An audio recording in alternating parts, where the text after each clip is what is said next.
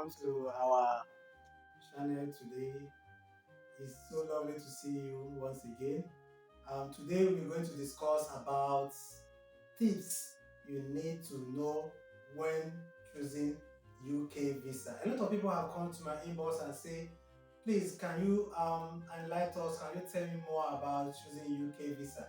I have a lot of it here, and as I read, I will explain the benefit and why it has to be like that. Okay, let's go.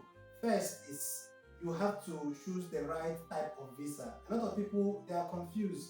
What am I going to choose? What type of visa am I going to choose? It depends on the purpose of your visit. For instance, if you are going for tourist visit, okay, what do you think?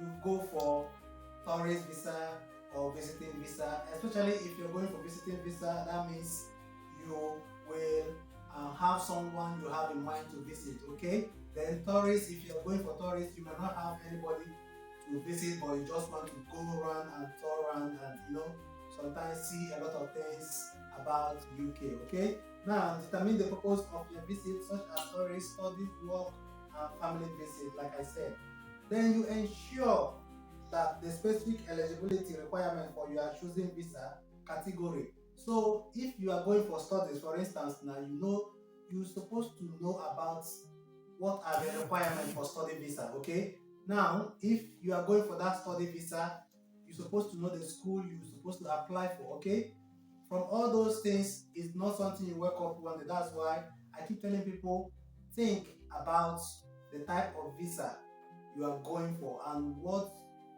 is your purpose or what is your plan. Okay, don't just wake up one day and say, I want to go to UK, I want to go on visiting. Plan ahead. Once it may take you time to plan ahead, but it will save you a lot of pounds, a lot of money, because if you jump into the process, you will get shook up. Okay, let's go to point number 2.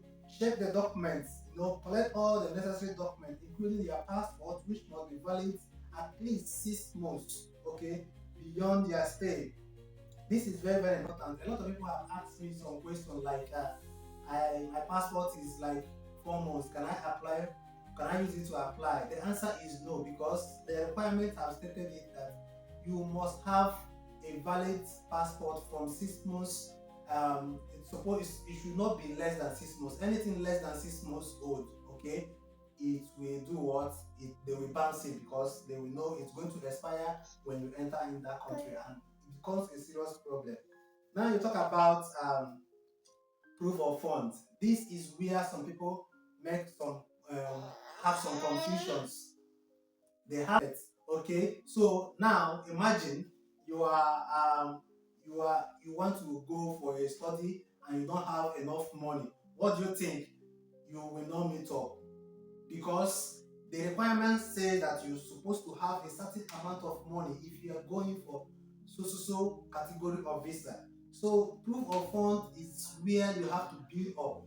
You build up, prepare yourself, make sure you have required amount of money. If you're going for study, some of the study they may require you to have like 14 million all in total, to prove that during your stay, between first to 6 months of your stay in the country, you will not be stranded. Okay, because once you prove that you can take care of yourself between these 6 months to 1 year, you are okay for that proof of fund. Now let's go to another point: accommodation details.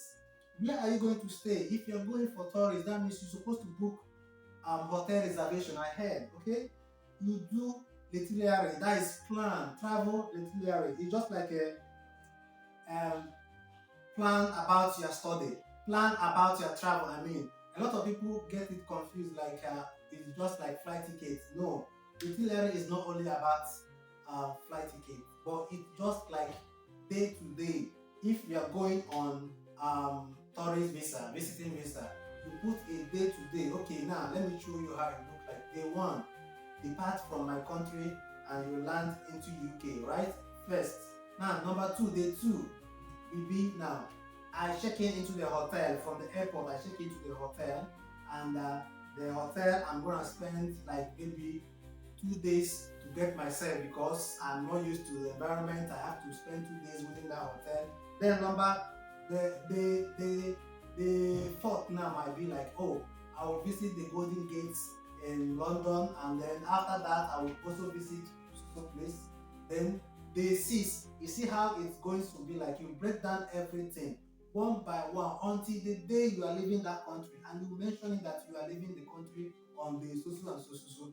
With this, nobody will question your visa. But when you just apply without proper itinerary, they will be like, "What are you going there to do?" Because they will now ask you series of question upon questions, which you will become confused. But when you break it down, you make it easier for yourself and for the visa officers. Okay, now we talk about the another point, which is purpose specific document. Like now, if you are going for a job, you show job offer that you got a job from so company, and this is it, the evidence, the offer letter. If you are going for study, you prove that you have gotten admission and they have sent you certificate of admission to study, or they call it CAS, CAS. All right. So with this, you are clear and straightforward. No need of up and down question like that. But that doesn't mean um you're not gonna they may not ask you questions. They will still ask you questions if they want to clarify the purpose or what you put down on the document if it's correct. Okay, now they'll talk about the original and satisfied translation. If those documents is not in English. Now, if you are going with a document like you are from French speaking country and you want to come to English speaking country, for instance, you are from Togo, all right, and you are going to United Kingdom. Now it's obvious United Kingdom they don't speak French, but Togo they speak French. Now your document and everything must have been issued in French language, right? You have to translate it so that whoever there is visa officer, they are not going to be the one to run around and translate it for you. You have to get a certified translator so that they will translate it and stamp it for you, making it more easy for you. Now let's go on the third point.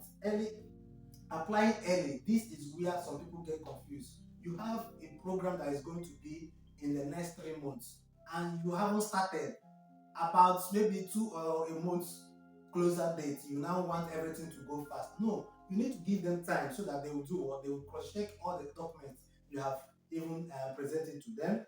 Now we move into the process of time. Now this is where some people might get um, issues like panicking. I have applied, but I don't know. The time is so this. Give the process a time. That is why you have to start early. When you start early, everything is going to be perfectly. If you have even time, do whatever you want to do so that they have their own time and do cross-reference and checking. Okay. So the fourth point is provide accurate information. Ensure all documents are accurately and consistent across forms and supporting documents. Because if you present a false information, that leads to ban. I know. I hope you are aware. That leads to serious ban because they're going to ban you. They will feel like you want to manipulate the system, which is not acceptable. You will be banned. Okay. Now the fifth point is prepare for your biometric appointments. Some people get this confused. Biometric appointment is different from visa interview. Visa interview is where they will invite you, ask you the purpose of your traveling. But biometric is just to get your information, put you on the systems, okay? So that if you cross over there, they can easily access your information and make sure that it is satisfied and what they are seeing on the system is accurate, okay? So it is different from visa interview. For instance, visa interview, those that do visa interview like US, if you're going to US, you must pass with oral visa face-to-face interview. Some people, when they go into UK studies, now this time around, sometimes if the visa officer is not happy with the document presented, he can call you for, he can invite you for visa interview. That is where he will now ask you what is the purpose. He'll ask you what is the purpose, do you have enough money, who is going to fund you, and what is your intention of after you have finished your study. This is where some people make mistakes. After you finish your study, you're supposed to come back to your country, okay? But if you get job on the process, fine. But the purpose of you going to study that particular time is to acquire knowledge. Okay, so what does it mean? After you acquire knowledge, the next thing is to come back. But you're not saying that, oh, I'm going there from school, maybe from school I will learn. No, no. The primary purpose is to do what? To get um, educated, to get more knowledge, okay? To add more knowledge to the one you have. So if anything comes after that, that is the secondary purpose. Okay, don't get it confused because this is where some people misplace or misinterpret it. Now, let's go to this point. We talk about the proof, proof that ties you to your own country. This is where a lot of people, young guys these days, just prepare and start going for visa, and they feel like when they ask them, "Do you have any proof?" They will be like, "No." If I'm the officer, I will be like, what will I do? What do you want me to do? Because I'm confused. I'm not 100% sure that you're going to return back to your own country. Now, if you are working, make sure you liaise with your company that you are going to study and tell them the benefits that study will add to your company, so that if you finish, peradventure, if you finish your education in UK or whatever country you find yourself, when you return back, that will add more value to the existing country you left for study leave. Okay, don't don't miss this by saying, oh, this and that. Your job is proof of tie. Marriage is your wife is going there with you. If not, you have a proof of tie. Do you have kids? These are proof of tie. Do you have investment? This is proof of tie to your home country. Okay, guys, this is very, very important. It's very, very important, especially those that are going on visitors visa, because they will feel like you want to use visitors visa as a way of escape, which you should not do. Okay, fine. Now, the seventh point is understand the financial requirements. Show sufficient funds. Like I said initially, if you are going for a visiting, like tourists or visiting, make sure you have enough funds so that you will not be a reliability to the government you are going to, the country you are going to. Because if anything happens to you, who's going to bear the financial aspect of it? Be ready to enlarge deposit. Okay, be ready to explain the enlarged deposit you put into your account, how you get all those things. All those things matter. Number 8 is stay updated on immigration rule. You know why? Some people will be like, I can do everything, just apply this. Immigration rule keep on changing different times. Okay, before you start applying, search on the YouTube or on the Google, check if there is any changes. Check on the UK Gov website where you will get a reliable information. Is there any changes in the visa requirements of that category you are going to? If there is, you adjust yourself, check if you meet up with the requirement. Okay. Above all, seek professional advice, because professional advice will guide you. These are people that they are on top of the game. They make sure that every time they do what? They recycle, they think, they research. Okay, they discard the previous knowledge they have on terms of maybe update. There is an update now. They now remove it, make a change and adjustment to accommodate the new rules and regulations. Okay, so guys, don't try to miss all those things, because it's going to rule your visa application. The final point is track your application so that you will not be on tension. What is happening? When are they going to release it? What is going on? I don't know what I have applied for. They might be requesting for information from you. Okay, and the message they send may go into your spam message. That is bulk message, and you will not receive it because it will move into your spam message, spam inbox. Okay, check your emails all the time. Check your emails, because they may communicate to you and say we need additional documents. Okay, and you're not tracking it. From there, you will know the stage where your visa application is. Okay, so now the 11th point is plan for additional funds, additional costs, additional expenses might come on your way.